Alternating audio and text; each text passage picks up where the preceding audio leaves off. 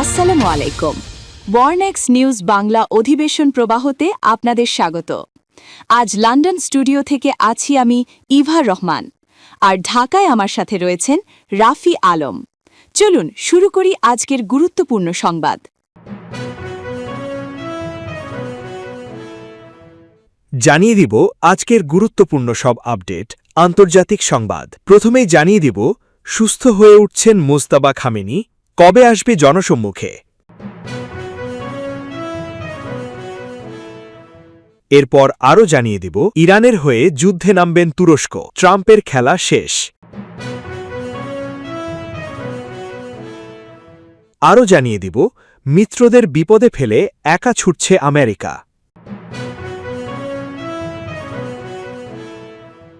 এবং সর্বশেষ জানিয়ে দিব ইরানের নেতৃত্বকে উন্মাদ বলে মন্তব্য করেন ট্রাম্প।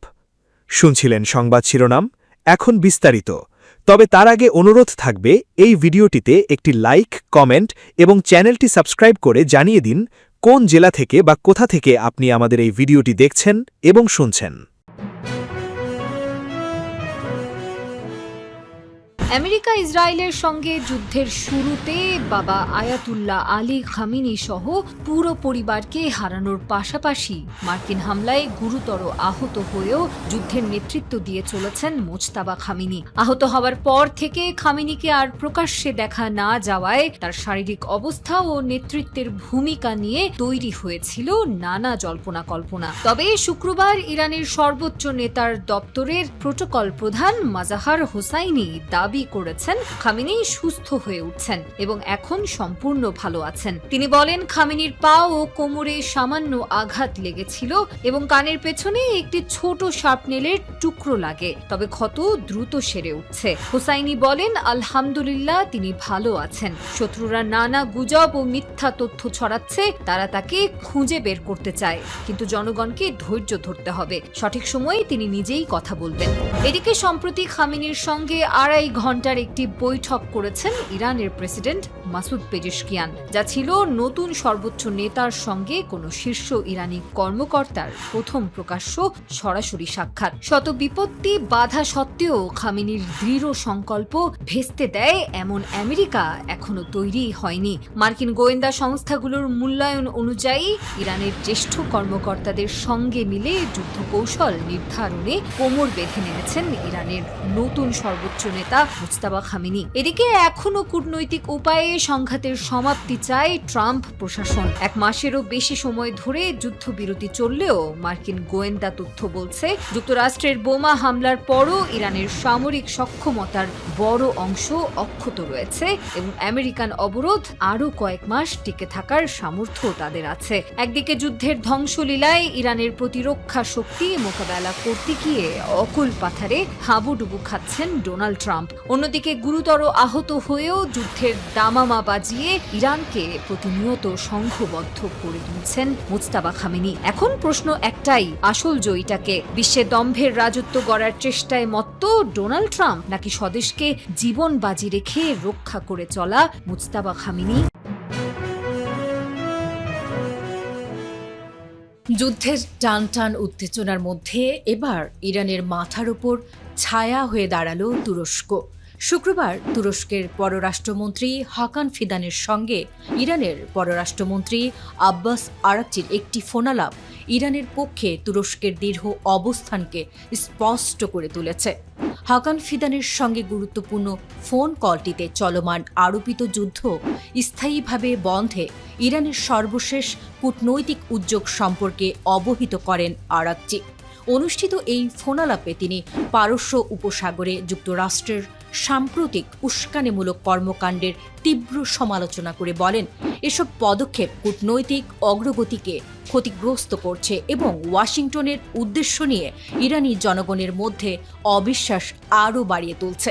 আরাকচি বলেন, মার্কিন শীর্ষ কর্মকর্তাদের দুঃসাহসিক পদক্ষেপ ও অপমানজনক বক্তব্য যুদ্ধবিরতি চুক্তিকে দুর্বল করছে এবং সামরিক তৎপরতার মাধ্যমে উত্তেজনা আরও বাড়িয়ে দিচ্ছে। ইরানি পররাষ্ট্রমন্ত্রী জোর দিয়ে বলেন, বর্তমান কূটনৈতিক প্রক্রিয়াকে এগিয়ে নিতে হলে অবৈধ আগ্রাসন এবং বিপরীত পক্ষের অতিরিক্ত ও অযৌক্তিক আচরণ বন্ধ করা অত্যন্ত জরুরি। জবাবে তুরস্কের পররাষ্ট্রমন্ত্রী হাকান ফিদান শান্তিপূর্ণ সমাধানে চলমান কূটনৈতিক প্রচেষ্টার প্রতি আঙ্কারার সমর্থন পুনর্ব্যক্ত করেন। ফিদান বলেন, সংঘাত বন্ধ এবং আরও উত্তেজনা এড়াতে ধারাবাহিক সংলাপ ও আঞ্চলিক সহযোগিতা অত্যন্ত গুরুত্বপূর্ণ। একই সঙ্গে তিনি কূটনীতির মাধ্যমে স্থিতিশীলতা বজায় রাখতে তুরস্কের প্রতিশ্রুতির কথাও পুনর্ব্যক্ত করেন। ইরানের ওপর চলা আমেরিকা ইসরায়েলের চলমান আগ্রাসন ঠেকাতে যখন উদাসীন সৌদি আরব, সংযুক্ত আরব আমিরাতের মতো অন্যান্য মুসলিম দেশগুলো, তখন মানবিকতার চাদর বিছিয়ে তেহরানের বন্ধু হয়ে দাঁড়ালো তুরস্ক। এখন শুধু মিত্র দেশগুলোর সঙ্গে হাত মিলিয়ে আমেরিকাকে ইরানের নাস্তানাবুদ করা বাকি। বিশ্বের চোখ এখন শুধুই ইরানের দিকে। একটা সময়ে মিত্র দেশগুলোর সঙ্গে সমন্বয় ও যৌথ কৌশলের উপর ভিত্তি করে চলাই ছিল বিশ্বমোড়ল যুক্তরাষ্ট্রের পররাষ্ট্রনীতি। কিন্তু আফগানিস্তান থেকে মার্কিন সেনা প্রত্যাহারের পর থেকে সেই নীতিতে বড় পরিবর্তন দেখা যায়। বর্তমানে ইরান ইস্যুতে যুক্তরাষ্ট্রের আচরণেও একই বিষয় স্পষ্ট হয়ে উঠেছে। বিশ্লেষকদের মতে বর্তমানে ক্রমেই স্বল্পমেয়াদী ও স্বার্থনির্ভর কূটনীতির দিকে ঝুঁকছে ওয়াশিংটন। সম্প্রতি নেটো মিত্রদের সমালোচনা করেছেন মার্কিন প্রেসিডেন্ট ডোনাল্ড ট্রাম্প। এর প্রধান কারণ, তারা যুক্তরাষ্ট্র ও ইসরায়েলের ইরান বিরোধী অবস্থানকে পুরোপুরি সমর্থন দেয়নি। গত মার্চে নিজেদের নেটো মিত্র স্পেনের উপর চরম ক্ষুব্ধ হন ট্রাম্প। যুক্তরাষ্ট্র চাইলে স্পেনের সামরিক ঘাঁটি দখল করতে পারে এবং সব বাণিজ্য বন্ধ করে দিতে পারে বলে হুমকি দেন তিনি। এমনকি স্পেনকে নেটো থেকে বের করে দেওয়ার কথাও তুলেছিলেন ট্রাম্প। স্পেনের মতো ঘনিষ্ঠ মিত্রের সঙ্গে এমন আচরণকে যুক্তরাষ্ট্রের নতুন কূটনৈতিক বাস্তবতার উদাহরণ হিসেবে দেখছেন অনেকেই। বিশ্লেষকদের মতে যুক্তরাষ্ট্রের পররাষ্ট্রনীতি পরিবর্তনের এই নীতির শুরু মূলত আফগানিস্তান থেকেই।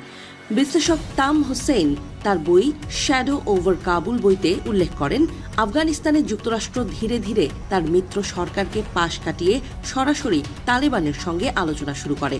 এর ফলে দীর্ঘদিনের মিত্র আফগান সরকার রাজনৈতিকভাবে দুর্বল হয়ে পড়ে। প্রেসিডেন্ট জর্জ ডব্লিউ বুশের সময় আফগানিস্তান ইস্যুতে বহুপাক্ষিক কৌশল অনুসরণ করেছিল যুক্তরাষ্ট্র।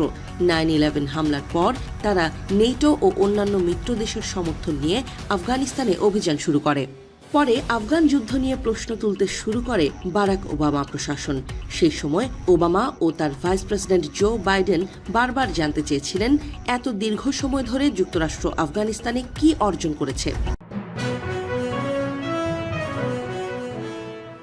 মার্কিন প্রেসিডেন্ট ইরানের নেতৃত্বকে উন্মাদ বলে উল্লেখ করেন। তিনি হুঁশিয়ারি দেন যে দ্রুত কোনো চুক্তিতে না এলে ইরানকে আরও কঠোর সামরিক পদক্ষেপের মুখোমুখি হতে হবে। মধ্যপ্রাচ্যে যুদ্ধবিরতি নিয়ে নতুন করে উত্তেজনা তৈরি হয়েছে ইরান ও যুক্তরাষ্ট্রের মধ্যে। যুক্তরাষ্ট্রের সর্বশেষ প্রস্তাব পর্যালোচনা করছে ইরান, তবে এখনও আনুষ্ঠানিক কোনো জবাব দেয়নি তেহরান। দুই পক্ষের মধ্যে বড় ধরনের মতপার্থক্য রয়ে গেছে বলে ইঙ্গিত দিচ্ছেন কর্মকর্তারা। এর মধ্যেই যুক্তরাষ্ট্রের প্রেসিডেন্ট ডোনাল্ড ট্রাম্প বৃহস্পতিবার নিজের সামাজিক যোগাযোগ মাধ্যমে ইরানের নেতৃত্বকে উন্মাদ বলে উল্লেখ করেন। তিনি সতর্ক করে বলেন, দ্রুত কোনো চুক্তিতে না এলে ইরানের বিরুদ্ধে আরও কঠোর সামরিক পদক্ষেপ নিবে যুক্তরাষ্ট্র। প্রতিবেদন অনুযায়ী যুক্তরাষ্ট্র সম্প্রতি ইরানকে 14 দফার একটি প্রস্তাব পাঠিয়েছে।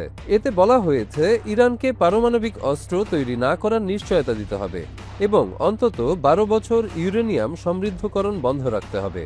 একই সঙ্গে 60% পর্যন্ত সমৃদ্ধ প্রায় 440 কেজি ইউরেনিয়াম হস্তান্তরের শর্তও রাখা হয়েছে। এর বিনিময়ে যুক্তরাষ্ট্র ধাপে ধাপে নিষেধাজ্ঞা শিথিল করবে, বিদেশে জব্দ থাকা ইরানি সম্পদ অবমুক্ত করবে এবং নৌ অবরোধ তুলে নেবে বলে প্রস্তাবে উল্লেখ করা হয়েছে। পাশাপাশি হরমুজ প্রণালীতে চলমান সামরিক উত্তেজনা 30 দিনের মধ্যে কমিয়ে বাণিজ্যিক রুট পুনরায় চালু করার কথাও বলা হয়েছে। ইরান দীর্ঘদিন ধরে কঠোর মার্কিন নিষেধাজ্ঞার মুখে রয়েছে।